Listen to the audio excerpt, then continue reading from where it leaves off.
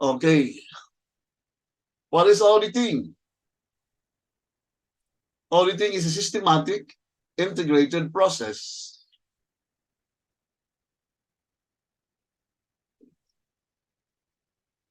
Ba't ayaw tumama?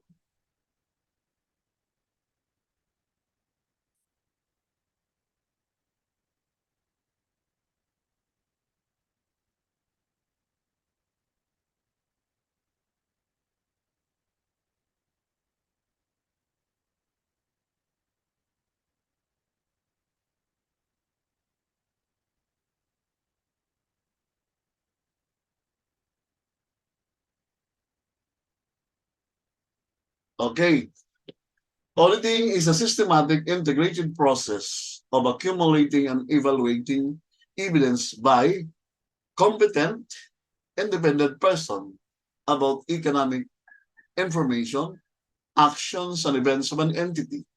The purpose of which is to assess and report on the degree of correspondence between the information and established criteria for the entity's action and or the reporting thereof.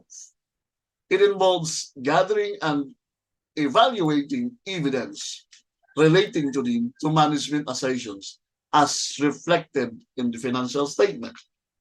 Okay.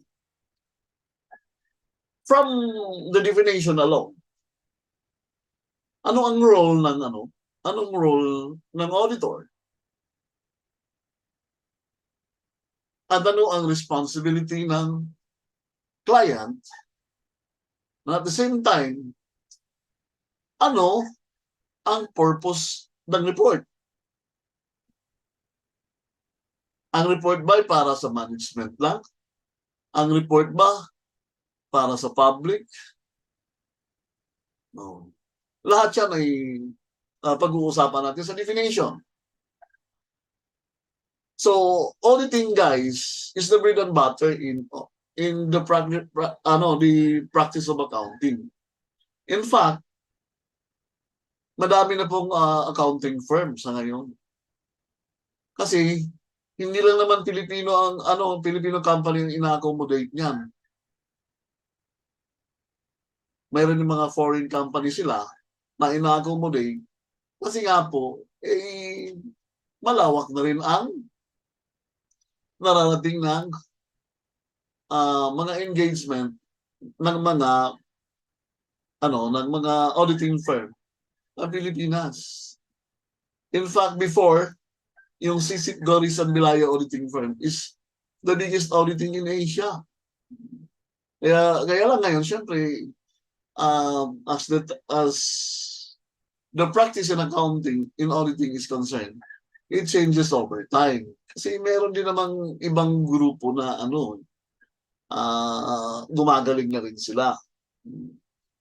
So, mag-iiba na talaga yun.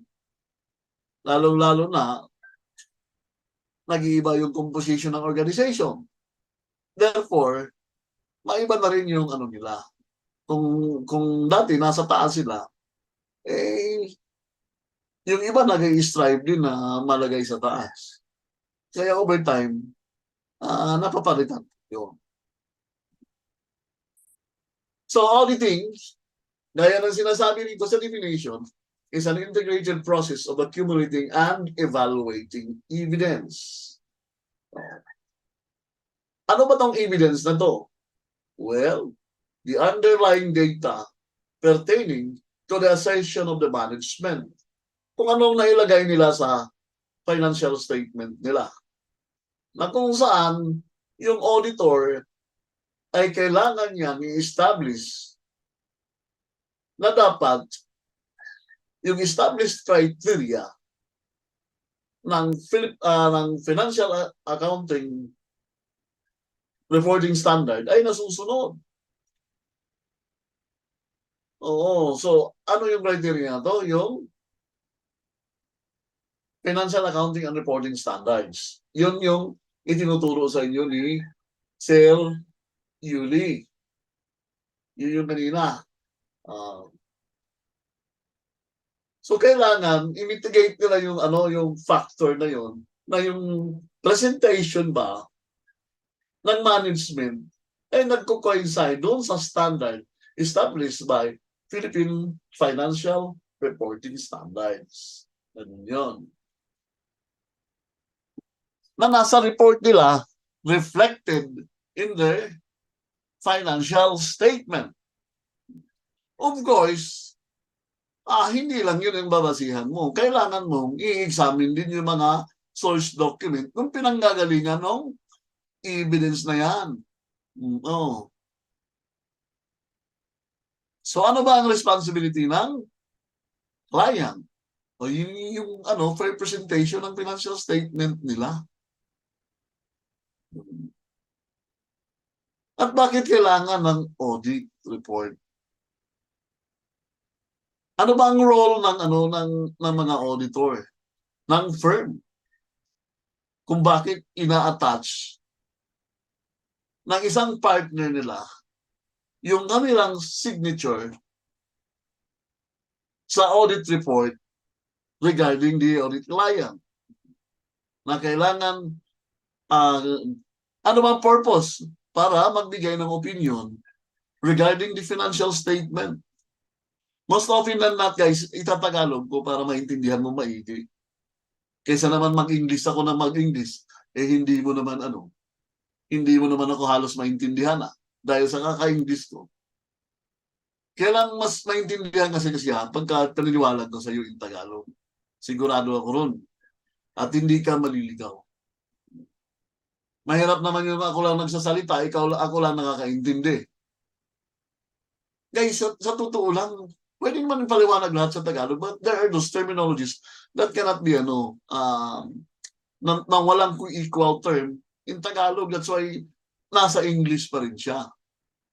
But then again, ang gusto ko mangyari, naiintindihan mo yung pinag-uusapan natin. Ayaw kung ako lang nakakaintindi, kailangan kasama ka. Naiintindihan mo lahat ng pinagsasabi ko. Okay. Again, bakit ina-attach ng auditor yung kanyang signature sa financial statement? Kasi ang ibig sabihin enhance credibility na tama yung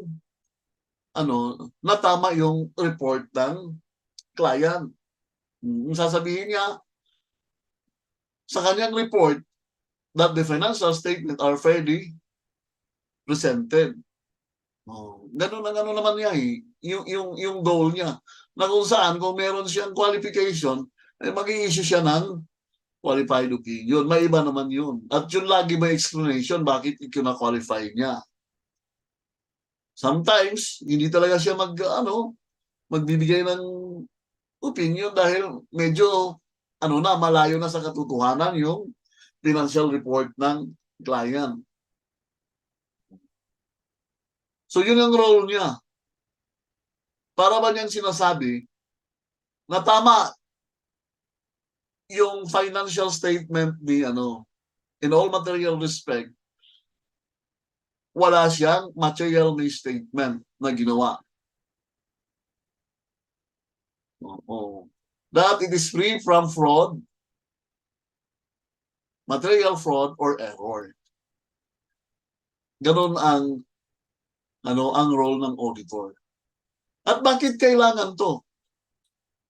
Bakit kailangan yan mag-issue ng report? Kasi magkakaiba po ng pananaw ang mga users ng information. The users of information have different views. Well,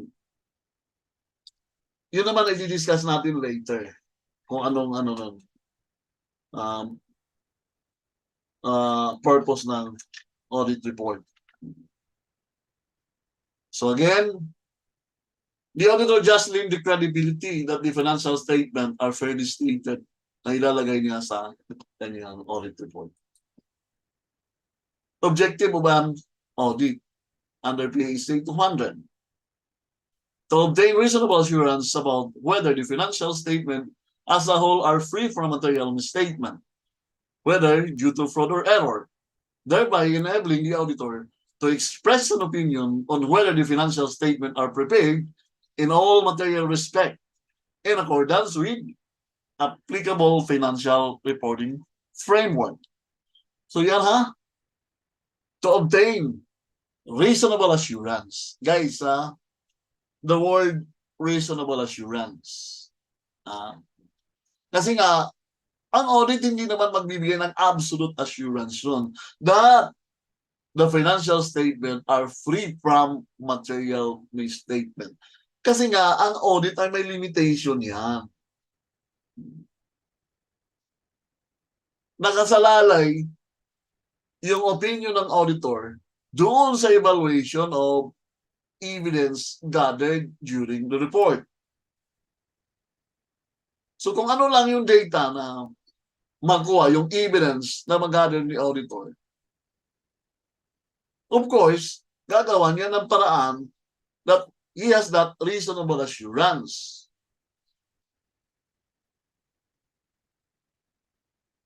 So, doon, i-discuss natin yun sa audit planning.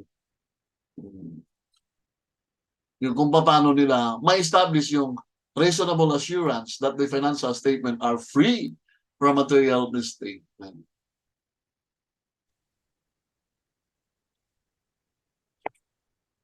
Okay. At kailangan i-incorporate niya yun sa sa financial reporting standard na kung saan dapat the client presented their financial statement with established in accordance with the established criteria, which is the financial reporting framework. Yun. Number 2, to report on the financial statement and communicate as required by the PSA in accordance with the auditor's findings. Yun. So pangalawa, yung pag-i-issue ng report. So kailangan ma-establish niya na ginawa niya yung ginawa niya ng paraan na mag-gather yung evidence to give a reasonable assurance that the financial statement are free from material misstatement. So kung paano niya gagawin yun, doon yun sa audit planning naman. Kaya may sinusundan siyang auditing standards. And all of those standards, pag-uusapan natin nasa audit planning stage. Okay. General principles of an audit.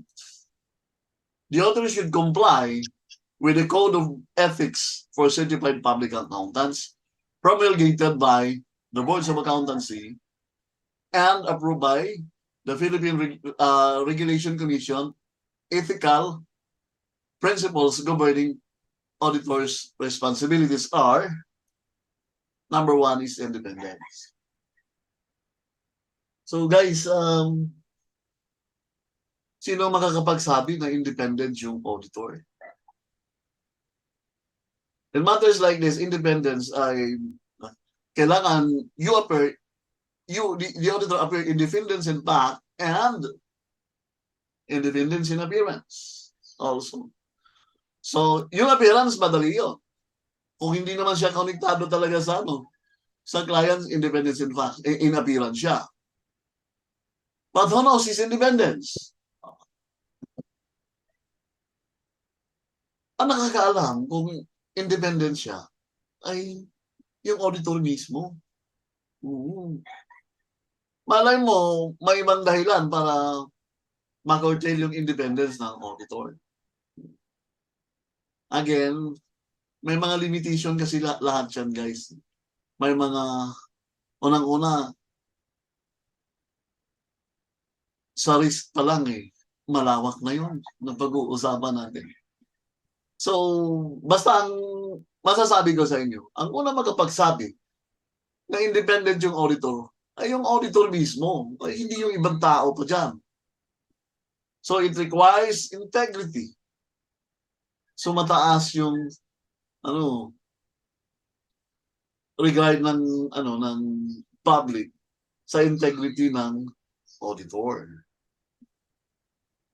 Kaya nga si auditor nakakautan yan pag pag may presentation ginawa yan.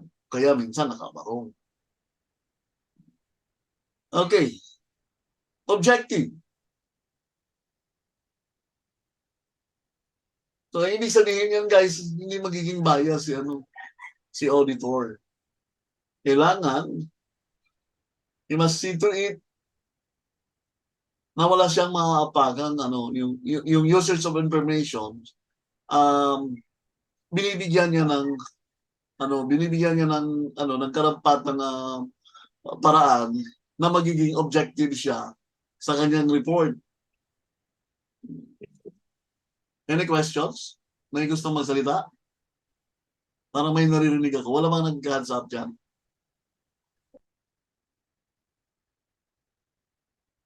So yung objectivity, na-attain yan kung ang auditor ay hindi bias sa kanyang report.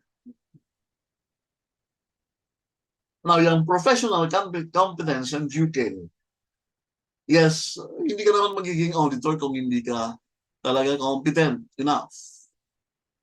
In fact, ang unang reason niya na competent ka is pinasa mo yung CPA board exam. Yun yung pinaka-entry level mo to engage in public practice. At hindi lang yan. At least, para mabigyan ka ng BOA accreditation to engage in public practice, kailangan mo ng 3 years meaningful experience. Yun guys. Unang-una yun. At kailangan mong i-comply yung 120 units, CPD units, para ka mabigyan ng BOA accreditation to public practice. Yan. Isa yan. Yung due care, na-attain mo yun in the manner you did the audit. Kailangan medyo you have to be extra careful doon sa judgment mo, doon sa pag-gather mo ng evidence. Confidentiality. Guys, sa totoo lang, ang Marites accountant. Bakit? Unang-una sa company. Pagpalagay mo lang nasa company ka. Huwag mo munang isipin yung auditor ka. Halos lahat ng affairs ng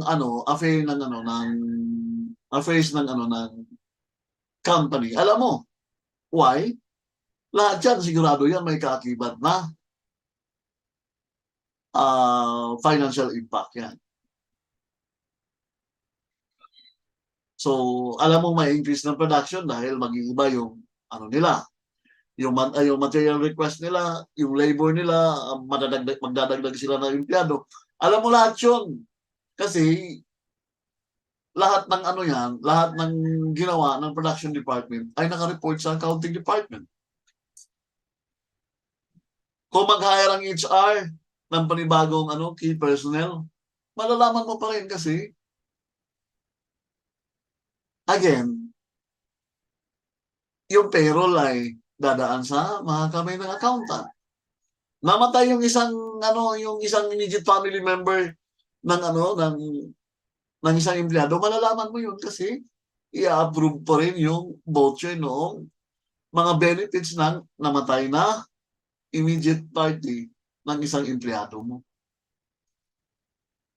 So meaning, ang bottom line yan, halos lahat ng affair ng company, alam mo. Kaya kung may tatanong ka sa isang kumpanya, huwag ka nang pupunta sa ibang department. Huwag na sa HR, pumunta ka ng accounting office. Alam nila yun.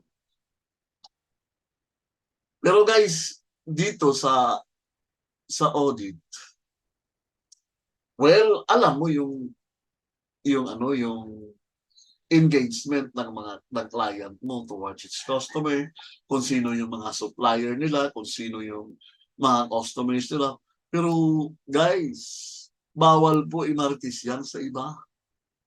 Kasi maari yung yung client mo na yan, may the same line of business yan sa ibang client mo. So dapat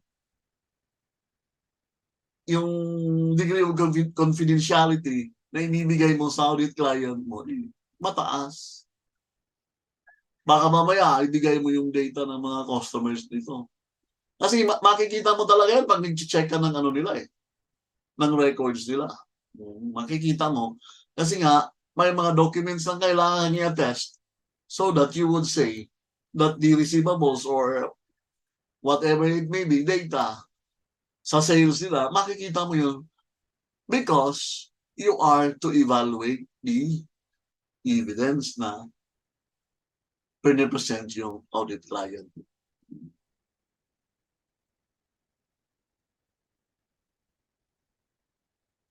So tandaan nyo ha. Okay, next is professional behavior. So siguro naman very self-explanatory na to.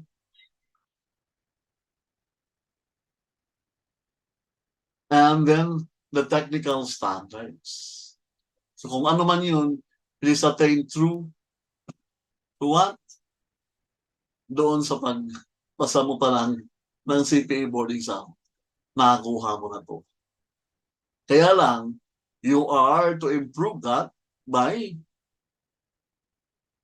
taking what? Seminars regarding the practice of accounting. The scope of audit. The scope of the auditor's work and opinion provided are confined to whether the financial statements are prepared in all material respect in accordance with applicable financial reporting framework. An unmodified auditor's report does not provide any assurance about the viability of the entity, nor efficiency or effectiveness the management has conducted the affairs of the entity. Ayun na, ang auditor's opinion are confined down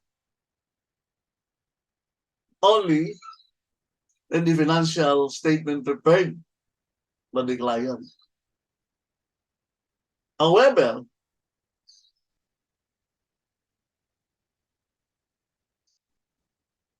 the report does not provide any assurance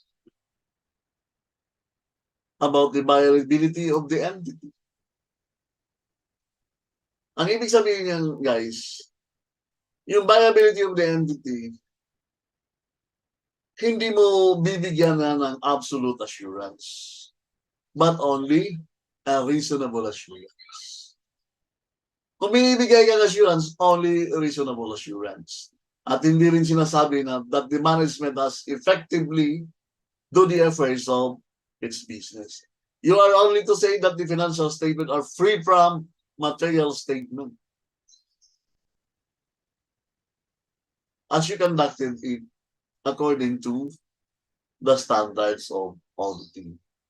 So yun. Reasonable assurance means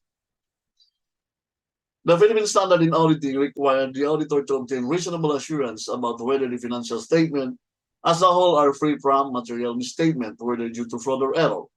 Reasonable assurance is high, but not absolute level of assurance. It is obtained when the auditor has obtained sufficient appropriate evidence to reduce audit risk. Risk that the auditor expresses an appropriate opinion when the financial statements are materially misstated to an acceptably low level. The auditor cannot provide absolute assurance due to inherent limitations in the work carried out. Audit evidence on which the auditor draws its conclusion and basis of auditor's opinions are persuasive rather than conclusive. Yun yung rason, guys, that only reasonable assurance can be given by the auditor. Kasi nga, meron siyang limitations. Meron siyang limitations. And again, you are only relying on the audit evidence that you gather, that you judge as sufficient audit evidence. What if merong isang missing na evidence that will qualify your opinion? Basta ang sinisiguro mo lang that you've done the audit according to auditing standards. Yun yung role mo. Kailangan mo lang sundan yung auditing standards so that you may say that you have already gathered sufficient and appropriate evidence. But this evidence is subject again to limitations. Kasi nga, yun lang ang nakita mo during the scope of your audit. Audit pala. Again, hindi absolute assurance ang ibigay mo because the audit evidence you've gathered are persuasive only and they are not conclusive.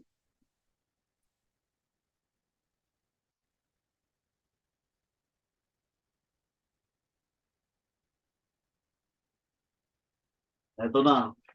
Bakit kailangan ng independent auditing? Now, remoteness of information. Sabi dito, owners are divorced from management. Of course, magkaiba yung management sa owner. Mangyayari lang yan na magkakasama yung management at saka owners if yung nasa management ang kung mangyaring family corporation lang at yung mga namamahala ay mismo yung miyembro ng pamilya. But then again, we have to we are to follow that entity concept that owners are separate, distinct from business.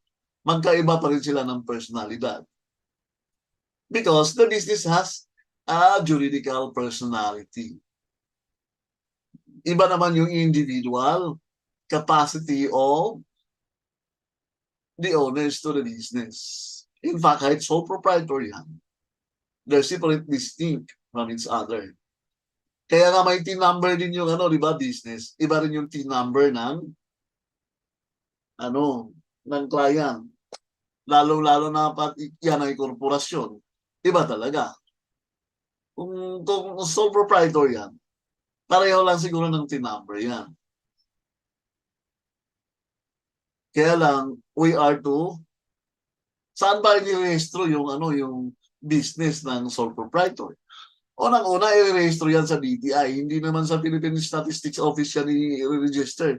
Kasi yung nandun kung sino na yung mga mga sa tao yun. Sa DTI, ang registration yun, yung mga sole proprietor business and other forms of business that are required to register to the Department of Trade and Industry. So magkaiba yan. Iba yung data na ibibigay ng management at iba rin yung data pertaining to owners. You could just imagine napakadami ng mga stockholders. Magkakaiba yan sila ng, unang-una magkakaiba lang sila ng number of shares at magkakaiba rin sila ng interest. Now, hindi lang naman sila ang ano dyan ang may-ari dyan. Pangalawa, yung creditors nila, iba rin yung ano nila, yung gusto nilang malaman tungkol sa company. Kasi nga, yung creditors, they must see to it that the company has the capacity to pay their obligation when due.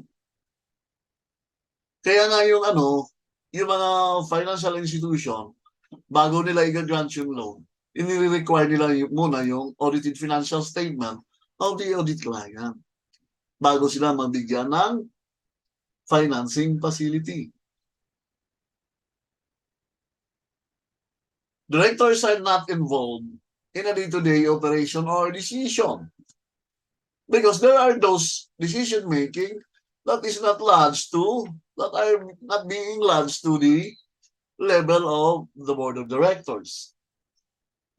Sometimes it is but a discretion of one of their managers, and the top management is not involved with it. So kahit pa yan ay within the management na yan, magkaiba pa rin yung decision doon sa branch manager or sa isang ano nila sa ibang location na kailangan din mag-decide doon ng branch head doon, and it does not involve the top management and the top level key officers of the company.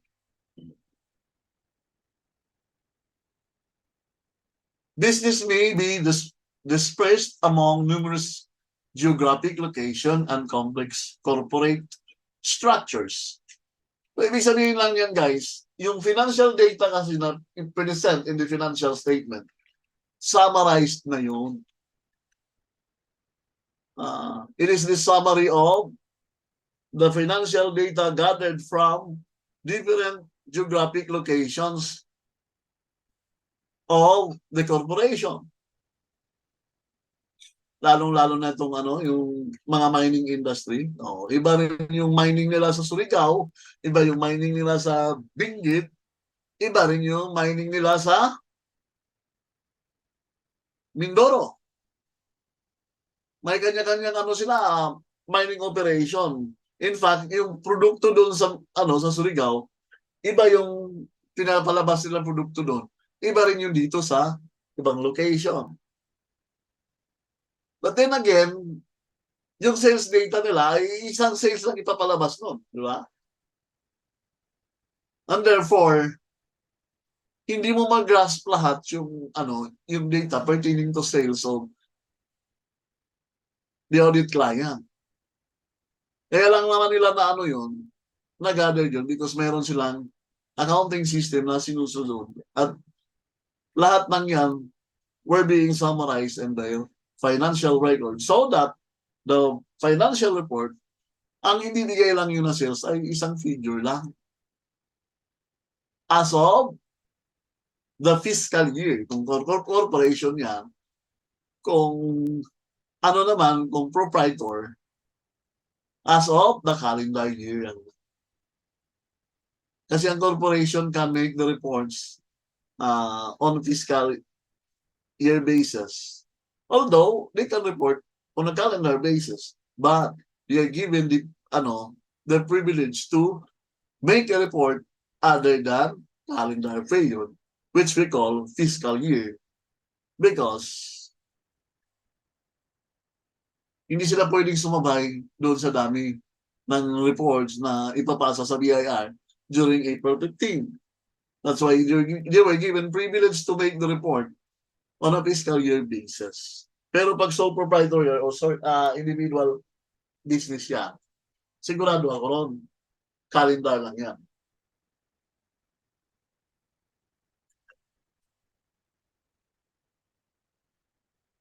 So this is the underlying reasons, the need of independent auditing. Potential bias and motives of information provider. So, pwede kasing pwede kasing magiging bias din yung management. Kasi nga, merong una diyan, conflict of interest may be assumed to exist between the management and owners regarding the financial statement. Management usually decide to present of its stewardship in the most favorable light. Information may possibly be biased in favor of the provider when his goals are inconsistent with the decision maker. Siyempre, sasabihin ng management, maganda yung namin, yung pagdadala namin sa negosyo. Maganda yung namin, yung the manner we handle the operation of the management, of the business is but very efficient and effective. And who would say that? The management alone. Guys, iba tong stockholders, iba yung management. Para sabihin nila, syempre, sasabihin nila, magaling kami. Bakit? Anong reason doon? Syempre, para mabigyan sila ng magandang compensation. O bigyan kaya sila ng bonus. Kaya, there is a need of independent audit. O sino makakapagsabi na magaling, maayos yung pagka-handle nila? Siyempre, sasabihin na yun, auditor yan sa kanyang audit report. Kasi nga, may potential bias and motives of information provider. Iba pa nga yung yung may conflict of interest between third-party user of information. Lalong-lalo na sa mga creditors nila. Siyempre, ipapakita nila, kaya nilang magbayad para mauutangin pa sila ng kanilang mga supplier. Ito pa, voluminous data. Rapid business growth, possibly millions of business transactions are processed daily by a manual or sophisticated computerized system. The increases, therefore, the likelihood that improperly recorded information may be included or buried in the records. So, pwede palang mangyari yun. Totoo naman. Nangyayari din minsan yun. So, sa pagkadami-dami ng data, gaya ng binigay kong example kanina, yung sales, it involves all the sales of the different geographical location of the business. That's why it is being summarized and presented in one financial statement so that when we say na yung user information ay hindi na mamimislead. Ito pala yung kabuuang ito pala yung sales lahat ng hindi naman ipipresent yung iba-ibang iba-ibang data ng ng business on the different geographical location.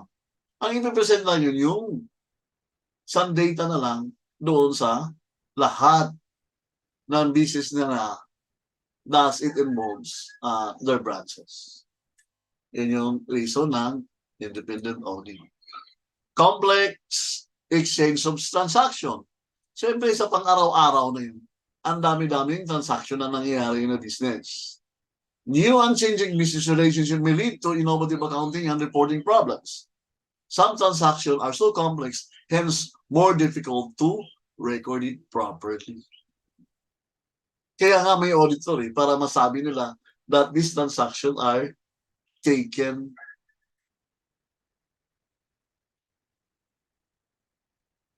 and being presented, and all of these transactions are recorded in the financial data. Kasi gagawa ka ng haphazard sample to test the accuracy of their sales, their receivables. Inaalam mo yun, and you follow an auditing standards. Okay. Next, material misstatement. A material misstatement the aggregate of all uncorrected misstatement and misleading disclosure in the financial statement, including omission, has occurred when they could reasonably be expected to influence the economic decision of users made on the basis of the financial statement.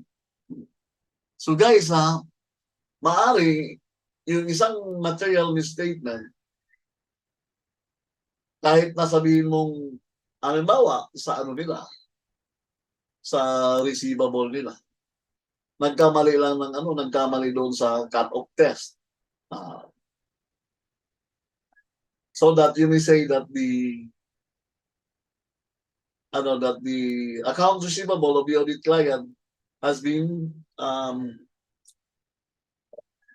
let us say overstated by 1 million. Kaya lang titingnan mo kung bakit na-overstate ng 1 million. Merong isang transaction na kung saan hindi nasunod yung cut-off test. Kasi na-record pa rin niya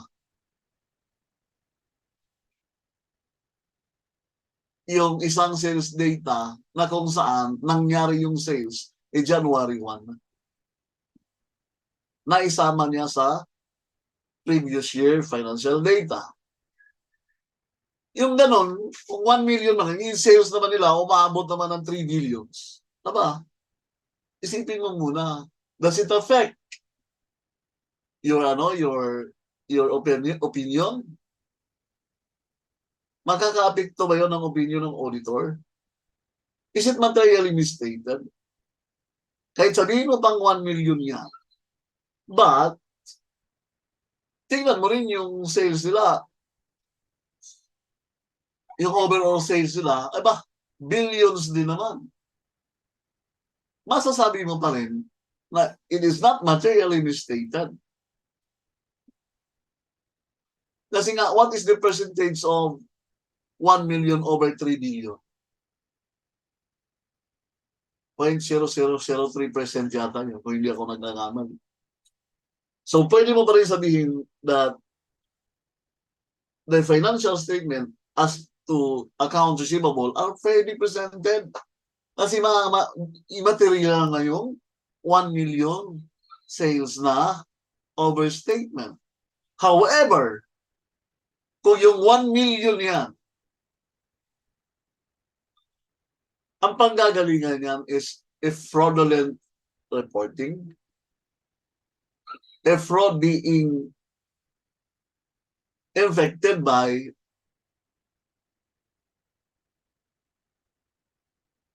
the employee of the entity, reviewin mo na. Kasi it has an impact of their financial statement. Malamang meron pa yung ibang tinatagong sales para ma-benefit niya yung sarili niya at hindi niya kailangan i-report yun sa management. Kung yan ay fraud, mag-dig up ka pa ng iba pang data. Malamang sa malamang. Meron niyang implication to the presentation of the financial statement as to their sales and receivable. Kahit pasabihin mo yung 50,000 na yan. 50,000 lang yan. It has an impact of the financial reports. Kasi nga, it is a misstatement due to fraud. Kung error lang, pwede mo nang i-disregard yun. You can easily say that you can have an opinion, issue an opinion that is fairly presented. Yan yung yung impact ng materiality. Kung hindi naman masyado makaka-apekto ng financial statement nila, okay lang yun. Lalong-lalo na kung kung multi-billion transaction yung nangyayari sa company. Pero kung yan ay fraud, ay pag-isipan mo na. Sigurado yan, meron pang naitago yan. Ganun lang naman ang sasabihin mo. It is free from material misstatement. So pag ang judgment mo immaterial, disregard it. Issue a unqualified opinion. Ganun yung ibig sabihin ng materiality. Audit risk and materiality. Auditors obtain and evaluate audit evidence to obtain reasonable assurance about whether the financial statement give a true and fair view or are presented fairly in all material respect in accordance with the applicable financial reporting framework. The concept of reasonable assurance acknowledges that there is a risk the audit opinion is inappropriate. The risk that the auditor expresses an inappropriate audit opinion when these financial statements are materially misstated is known as audit risk. So, may mitigating factor sa assurance engagement. Kaya nga itong audit risk and materiality kailangan pag-iisipan ng auditor. Ano ba ang impact nung isang material misstatement towards the audit client? Kung yan ay ang sales nila ay 3 million, merong sales na unreported sales na 500,000, material yun. Kasi 3 million lang naman ang sales nila eh. And it does not follow tawag nito, the cut-off test, materially misstated na nga. Kasi nga 3 million lang yung sales nila. And you have discovered that there is an overstatement of 500,000 of sales. Pero yan ay hindi lang nasunod yung data. Nasa judgment pa rin ng auditor. Yung impact ng materiality. Again, hindi magkakahiwala itong audit risk and materiality because yung inappropriate opinion as to the financial statement, audit risk yan. And it involves also materiality. Kasi nasa judgment yun ng auditor. Kaya nga meron tayong sinusunod na auditing standards when it involves auditing. Meron tayong standards na kailangan sundan so that we can express an appropriate opinion. Pero pag hindi mo sinunod yung standards, well, mas malaki yung chance na hindi tama yung opinion ng auditor. Unless otherwise, the auditor follows the auditing standards in conducting the audit, wala na siyang kasalanan doon. At yung mga kanina yung diniscuss natin yung unang-una, yung dependent, lahat yun, nasunod niya. Okay? Wala nang problema si auditor noon. Kasi nga, may inherent limitation kasi. May inherent limitation ang part yan ng audit risk. Okay. Well, i-discuss naman yan on the later part ng ng auditing theory discussion. The auditor should plan and reform the audit to reduce the risk to an acceptably low level that is consistent with the objective of an audit. The auditor reduces audit risk when by designing and performing audit procedures to obtain sufficient appropriate evidence to be able to draw reasonable conclusion on which to base an audit opinion. Reasonable assurance is obtained when the auditor has reduced audit risk to an acceptably low level. So ganun lang, kanina babalik-balik tong natin yung explanation ko dito. Kailangan lang sundan ni auditor yung auditing standards to which he must design and perform audit procedures to obtain sufficient appropriate evidence so that he may draw reasonable conclusion on which to base an audit opinion. Yun. Element of audit risk. Ayan. Inherent risk. Ano ba daw ng inherent risk? Inherent risk refers to susceptibility of an account balance to material misstatement, assuming that the client does not have any related internal control. Guys, yung client ba gusto niyang mangyari na wala siyang internal control sa kanyang negosyo? Hindi niya yun. Hindi niya gagawin yun. He must see to it that everything done by the business na ginagawa ng kanyang negosyo ay meron siyang internal control na nakalaan para hindi siya pwedeng pagnakawan ng kanyang mga empleyado. But then again, sino makakapagsabi na such transaction does not have that internal control? Siyempre, ibang tao na yun. Kasi yung utak naman ng may-ari, hindi naman ganun kalawak. Lalo-lalo niya kung hindi siya, kahit pa nga yan ay CPA, maaari meron pa rin part of this business to which merong lack of internal control. So, magsasabi nun yung auditor na because he has to test the internal control of the business. So that there may be transaction of the audit client that is susceptible to material misstatement because the client does not have that related internal control to that particular transaction. That's why, again, it is an audit risk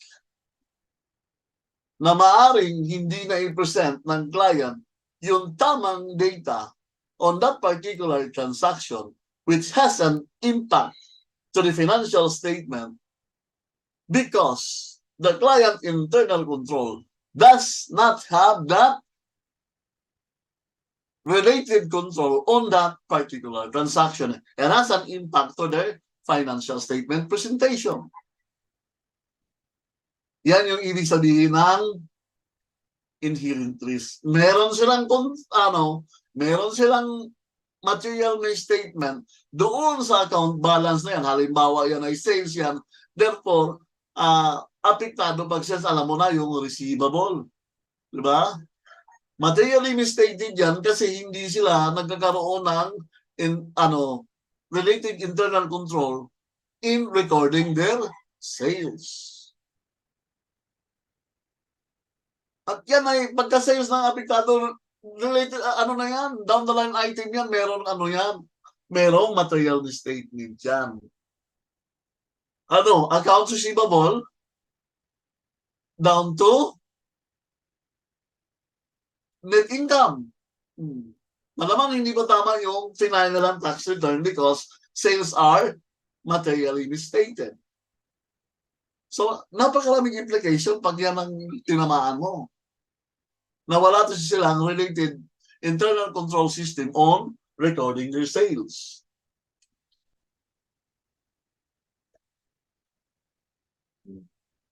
Kaya napakalaki ng role ng audit client to have their internal control decide that is favorable to their business. Pero, of course, yung related internal control na sinasabi natin, may cost yun. Kaya sometimes, iisipin ng client, hindi na siguro kailangan to dahil kaya pa naman nilang, baka naman hindi gagawin ng mga ng mga empleyado nila, or masasabi nila na slim lang yung chance ng mga ng empleyado nila na gagawin yun. But guys, kailangan gamitan mo ng utak pag ikaw ang negosyante. Kasi hindi sa lahat ng panahon ay nandun ka. Kaya nga may isa akong kliyente na masasabi ko, alam mo, wala kang karapatang mamasyal, eh. Pagkagising niya sa umaga, makapaggabi, makapag-almusal, andun na siya sa selling area. Nakaupo na ron sa isang tabi. Tinitingnan niya yung ginagagawa ng mga empleyado na. Likewise, his wife, nandun na rin sa, sa pinakakaha. Siya na rin yung, siya na rin yung gumagawa ng, yung pag-consolidate ng sales. Kasi, although sole proprietor yun, talo ang gaisano nun, talo ang isang pure gold nun, but in terms of sales. Somewhere yung nag-usap, may client akong gano'n na until now, ang ginagawa ko na lang sa kanya is yung na lang nila, yung tax return na lang nila ang ginagawa ko. Because I have, natulungan ko yung i-design yung nila, yung internal control system nila para tamang may record yung sales nila. Sabi ko, mahal ang ang accounting system, mahal yan. Kaya lang, ang kakibat nun, safety ng mo, ng company mo. Ito bigyan, nag-cite ako ng example kasi nakikita ko, all the while na-meet ko siya kasi nagkaroon siya ng problema sa financing, to which nabigyan ko siya ng financial, na-assist ko siya ng isang financial facility na hindi niya kailangan mangutang. Kasi nakikita ko yung sales niya napakalaki. Tapos, pinag-aralan ko para mabigyan niya siya ng revolving fund ng isang bangko, to which kilala ko yung manager. So, doon una yung engagement namin, then makita ko yung internal control risk niya. Kasi 4 ang bodega niya. Iba-iba yung Pag hindi online yung mo, real time yung recording mo ng transaction, todas yan. Maring gagawa ng paraan yan ng mga empleyado, to which na-discovery ko na mayroong ganun nga nangyari na hindi niya nalalaman by hundreds of thousands ang nawawala sa kanya. Pero buti na lang na-discover ko, kumbaga, bago pa lang ginawa yung perpetration ng mga empleyado niya. So, doon, nagkaroon na siya ng idea para lagyan na ng internal control system. Ginawa niya POS yung niya, yung tawag nito, yung recording ng sales transaction niya. Kasi yung bodega niya, although nasa isang area lang, pero iba-iba. Iba yung sa alak, iba yung sa bigas, iba yung sa mantika, itlog, at 4 na warehouse yun. At ang selling area niya, napakaliit lang in the heart of the public market. Pero kapag ikaw ay, ang binibili mo yung wholesale price, pag pupunta ka sa store niya, nakapila ron yung mga, yung mga mamimili. Pero pagka ikaw ay wholesale ang bibilhin mo, pipila ka by opisina sila. Doon sila doon nila ina-accommodate yung Puro lang order slip yun. Order slip lang ang gagawin mo doon sa opisina nila, sasubmit mo lang yun. In fact, meron na silang printed form kung saan ilalagay mo lang yung order mo. At bago ka pupunta ng bodega, babayaran mo muna yun doon sa kaha. Saka ka pa ngayon pupunta ng bodega, dala mo yung truck mo. Doon na ilalagay yung mga item na pinamili mo. Kasi nabigyan ko na sila nagkaroon na sila ng accounting system. So doon na lang mismo sa sa opisina nila, doon na lang yung wholesale, yung mga retail, doon mismo sa selling area nila. Kaya yung nila, mamimili nila for wholesale, gumawa kami ng ibang location, opisina na lang, doon na sila pupunta. Hindi na kailangan, pagka pupunta ka sa, bibili mo wholesale, tatanungin ka ng mamimili. Ay sir, hindi ka dito dapat doon ka sa opisina po namin. Ganon ang ginawa nila. So, ito yung mga risk na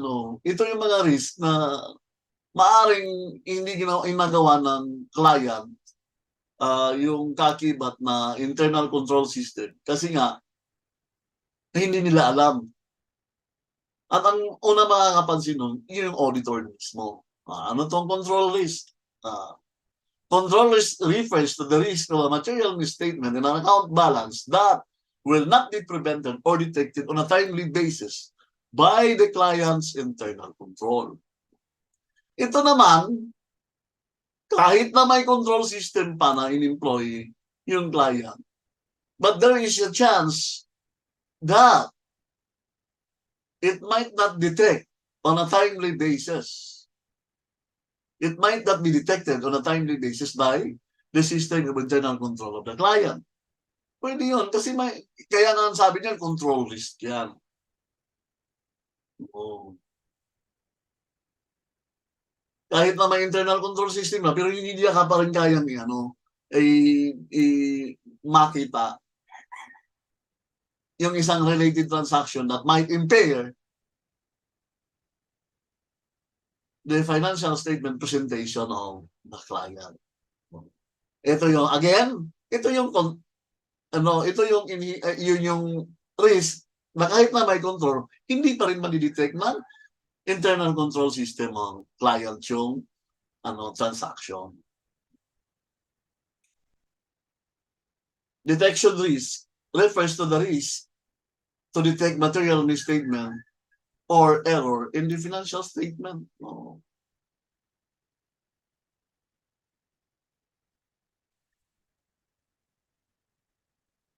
So hindi ko na siguro kailangan i-explain yung detection risk. Sabi niya kasi refers to the risk to detect material misstatement or error in the financial statement. The steps in the systematic process of financial statement audit.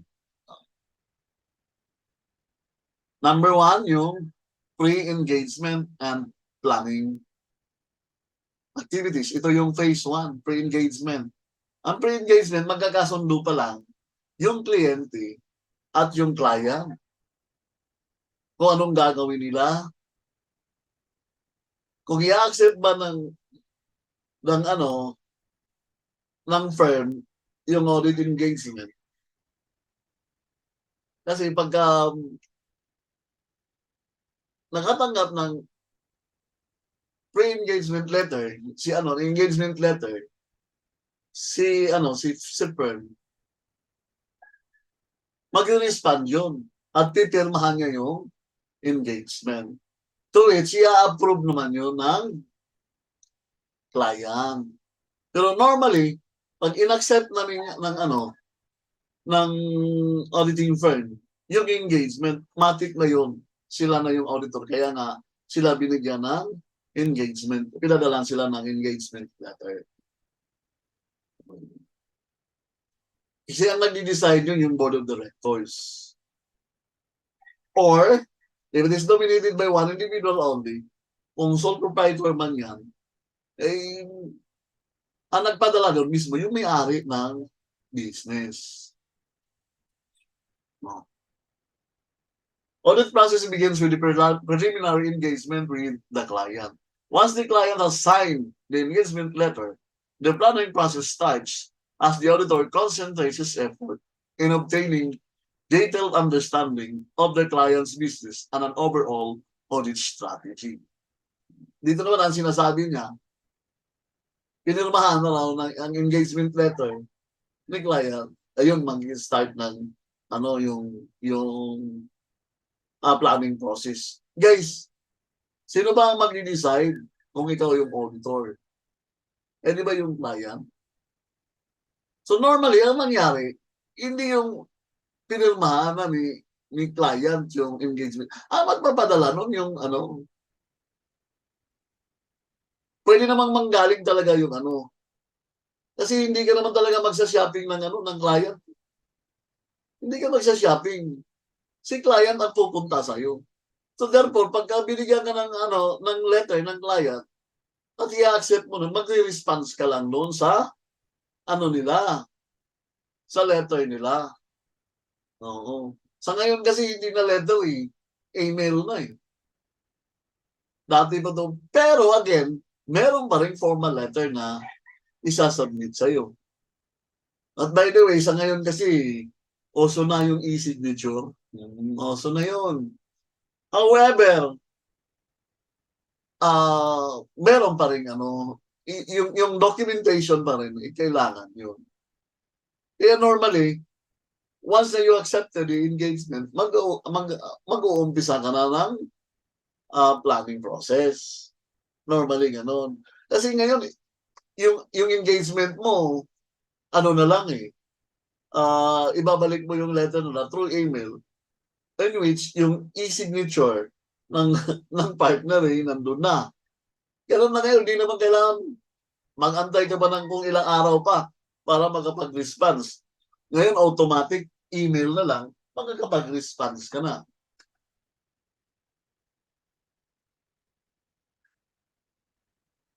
Ganun yun, guys. So, mag-uumpisa na ngayon yung planning stage mo. Basically, an auditing planning, an understanding clients, business, ito na yung industry, environment, business and management, and accounting, and reporting, and internal control.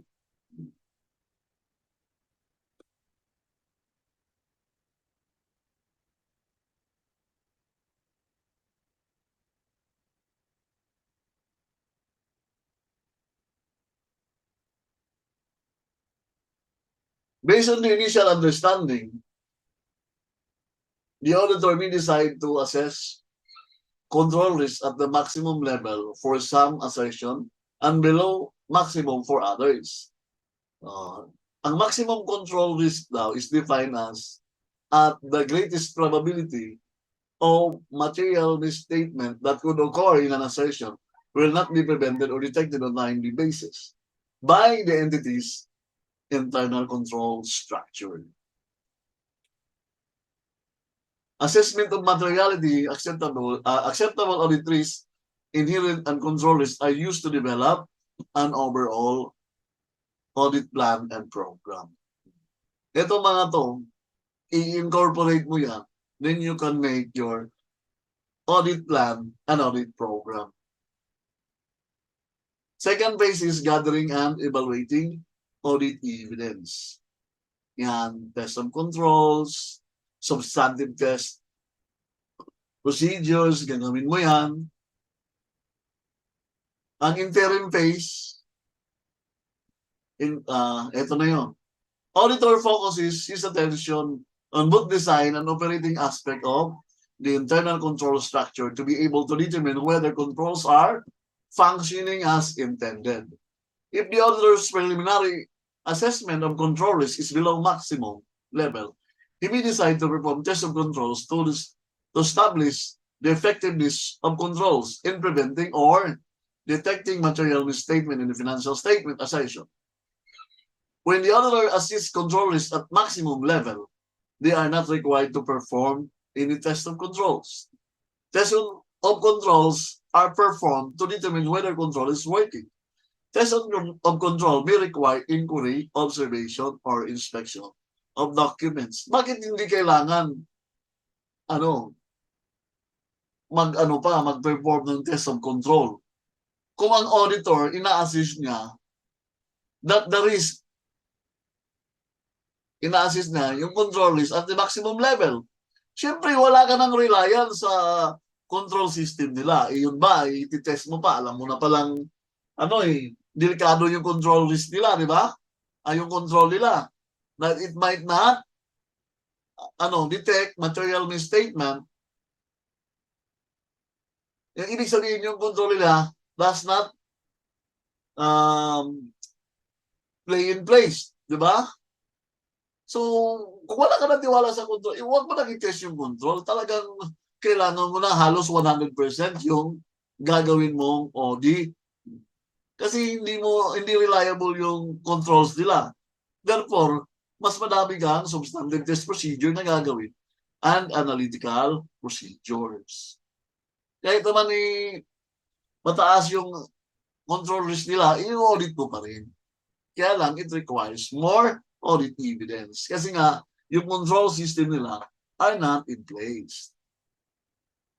Yun yung ibig sabihin, bakit hindi ka na gagawa ng test of control. Pero, kung minimum naman, yung assessment level mo sa control risk nila yan magkanda ka ng test of controls. So that you may assess whether the control is working. Kung talaga bang totoong effective yung internal control system nila. Si Sir, bakit? Maximum nga di ba? O siyempre, wala kang tiwala. Ngayon, kung minimum naman, may tiwala ka, kaso, kailangan ko lang i-test yung control talaga nila if it is in place. Kasi, pwedeng may control system nila, kaya lang,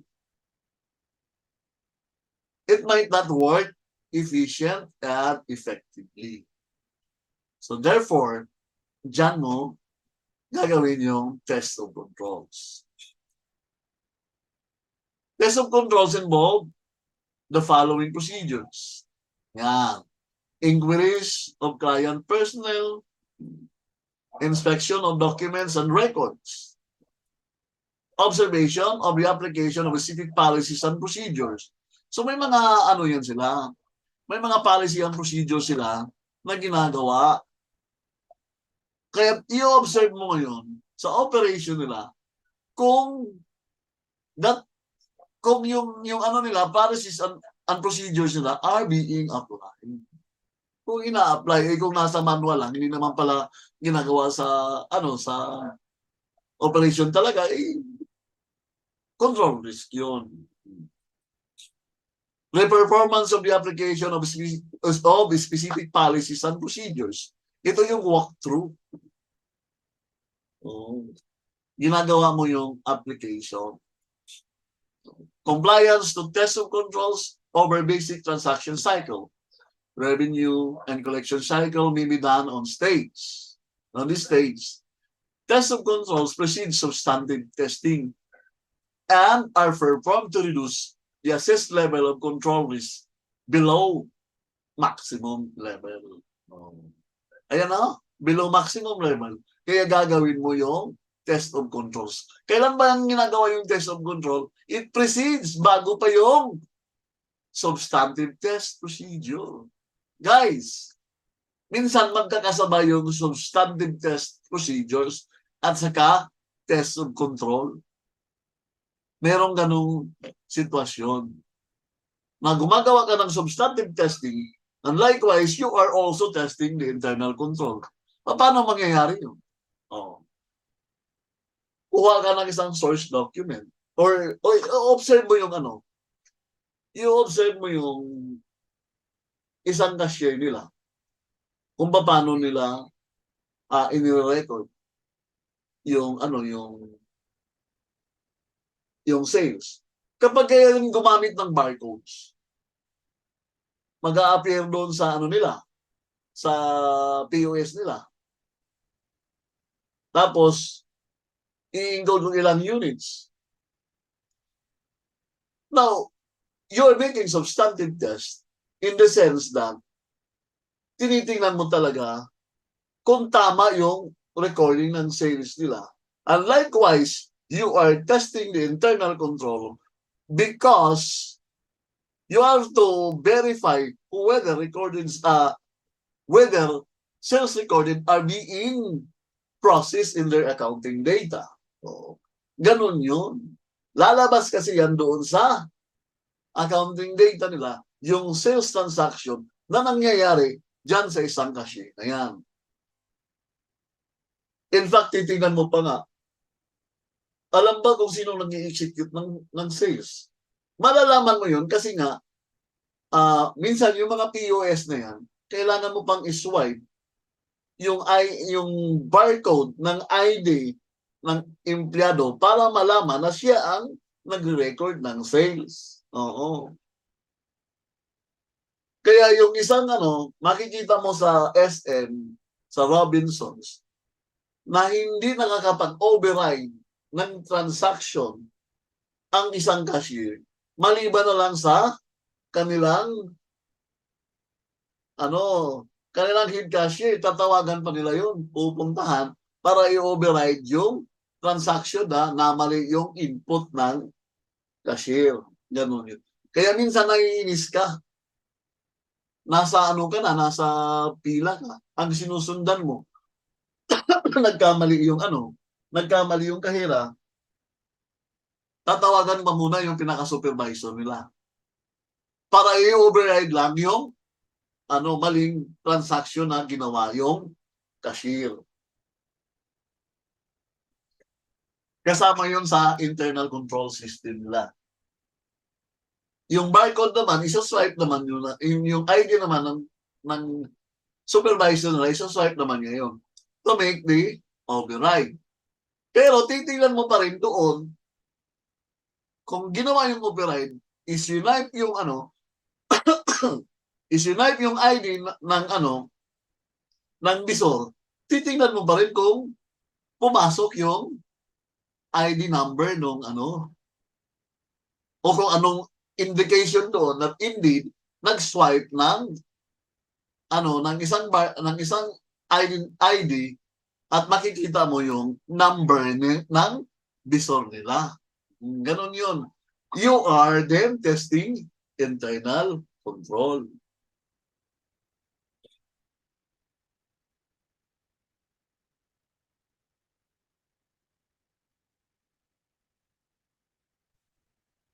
Yun guys, yun yung rason kaya minsan naiinis ka. Huwag kang mainis.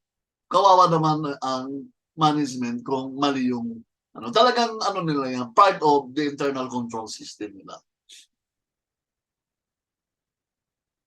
Substantive testing of transaction may also be conducted at this stage.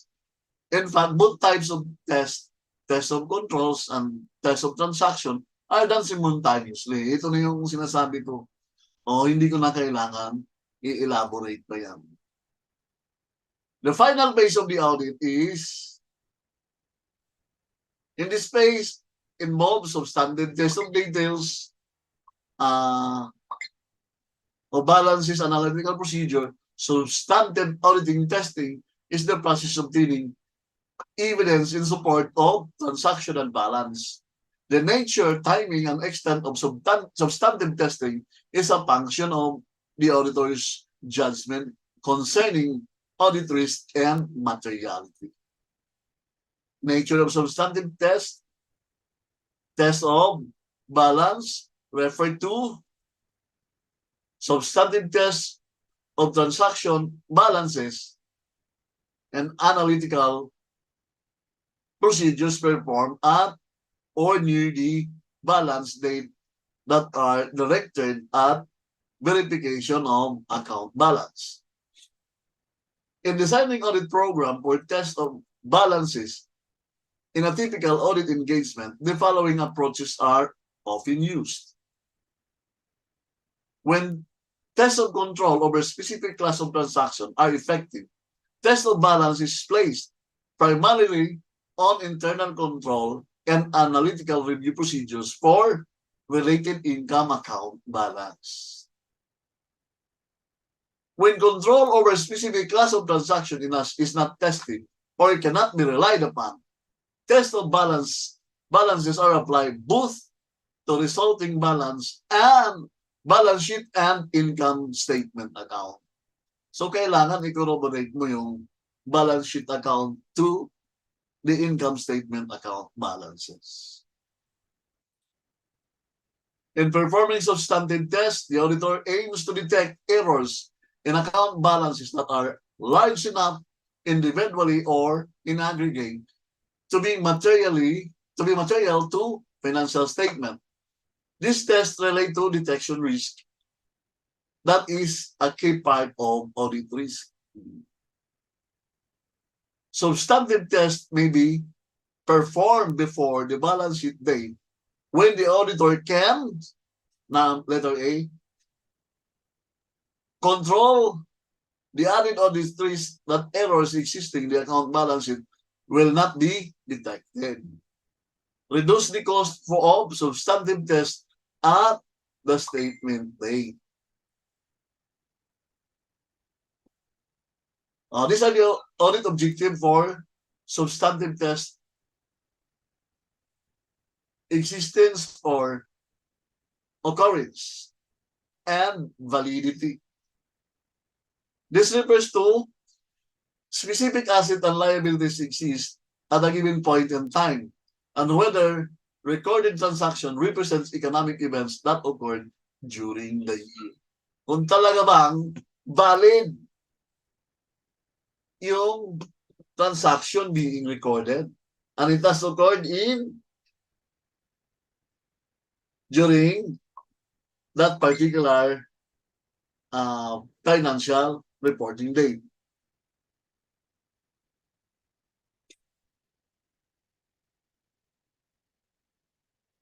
Okay. Completeness and accuracy. Oh. Ano naman to? This involves determining whether all transactions that should have been recorded by the client are accurately included in the accounts. So, yung completeness, even yung figures nandun na, at there is a need to notes to the financial statement, kailangan pa rin lagyan ng notes to financial statement. So, ang ibig na sabihin ng completeness, lahat ng transaction sa buong taon ay talagang nai-record nila. At kung merong kailangan pang ipaliwanag doon sa recorded account balance, kailangan pa rin nilang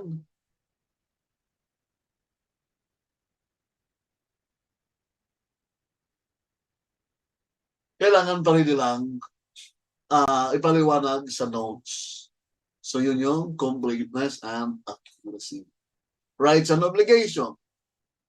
This requires the auditor to obtain evidence that the client has right to existing asset and that existing liabilities and owner's equity and claims against the entity are valid.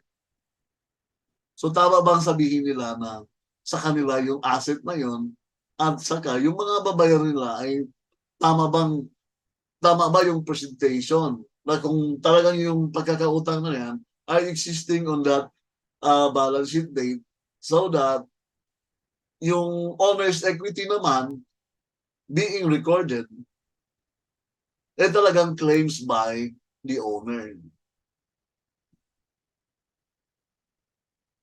Proper valuation and allocation. This involves determining whether financial statement elements are stated at the proper amount in accordance with applicable financial reporting framework. Proper statement presentation and disclosure. This involves determining whether statement items are properly identified, classified, and arranged in the statements and whether accompanying disclosure are adequate. So yung mga disclosure, tama bang or baka may napansin kang hindi nila ginawa ng disclosure, lalo na yung mga related party transaction or yung mga foreign transaction nila ay hindi mo ginawa ng note to their financial statement, magtataka sila, yung halimbawa na lang kung sales yan, pagkalaki-laki ng sales, samantalang yung demand naman ng product nila locally is mababa. Magtataka ngayon yung reader of information. So, kailangan mong ilagay sa notes of financial statement mo na itong mga to, kaya to lumaki dahil ang sales nila normally are taken abroad. Yun yung no. So, yung disclosure, napaka-importante. No?